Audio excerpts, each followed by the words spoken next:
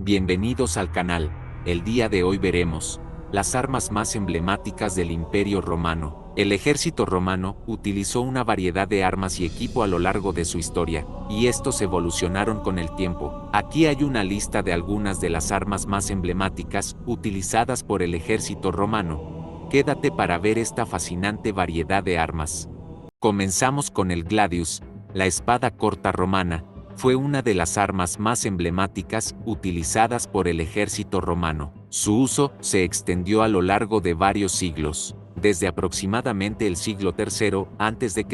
hasta el siglo III después de Cristo. Durante este periodo, el gladius se convirtió en el arma distintiva de los legionarios romanos y sin duda en el terror de sus enemigos. El uso del gladius era característico del período de la República Romana y el Imperio Romano. Fue un arma efectiva en el combate cuerpo a cuerpo y se adaptó bien a las tácticas de las legiones romanas en la formación de testudo y otras formaciones militares.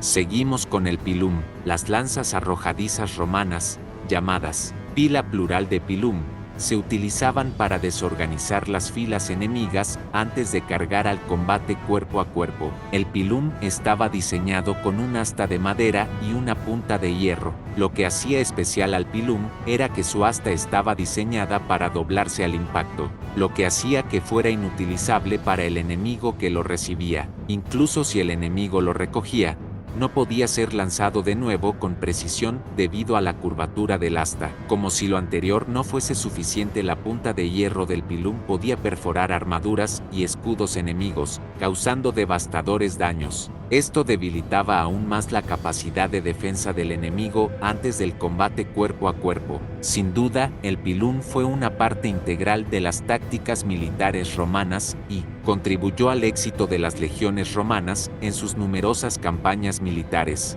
El scutum no podía faltar en este video. El escudo rectangular romano, el scutum, proporcionaba una protección efectiva contra los proyectiles y ataques enemigos. El scutum proporcionaba una excelente protección personal al legionario. Era lo suficientemente grande, generalmente de alrededor de 1 metro de alto y 0.7 metros de ancho, como para cubrir la mayor parte del cuerpo del soldado, desde la cabeza hasta las rodillas. Aunque el scutum se usaba principalmente en defensa, también podía usarse para embestir al enemigo en situaciones de combate cuerpo a cuerpo. Los legionarios podían golpear con los bordes afilados del escudo o empujar al enemigo con él.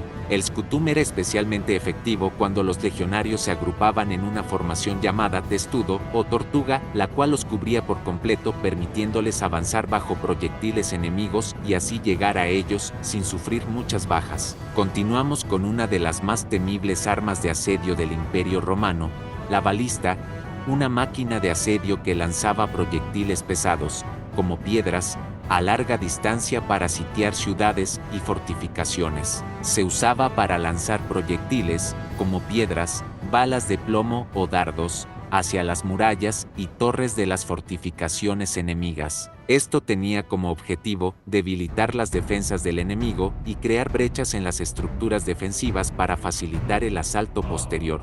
También se empleaban en la defensa de ciudades. Además de su uso ofensivo en asedios, las balistas también se empleaban en la defensa de ciudades romanas. En algunas batallas, las balistas se usaban para disparar a las unidades enemigas a larga distancia. Esto podía desorganizar las formaciones del enemigo. Terror psicológico, el ruido y el impacto de los proyectiles lanzados por la balista podían causar terror en el enemigo, lo que a menudo tenía un efecto psicológico negativo en las fuerzas opositoras. Estas lluvias de proyectiles podían durar días causando daños enormes, estando muy lejos. Continuamos con el onagro, una especie de catapulta que lanzaba proyectiles a gran distancia, como piedras o barriles incendiarios. El onagro era usado en asedios, defensa de ciudades y también para atacar formaciones enemigas, por lo general con barriles incendiarios. Esto sin duda era capaz de romper cualquier formación enemiga. Estas fueron tan solo algunas de las armas, por lo cual lo más probable es que haya un segundo video. Deja en la caja de comentarios cuál de todas estas armas te pareció la más devastadora.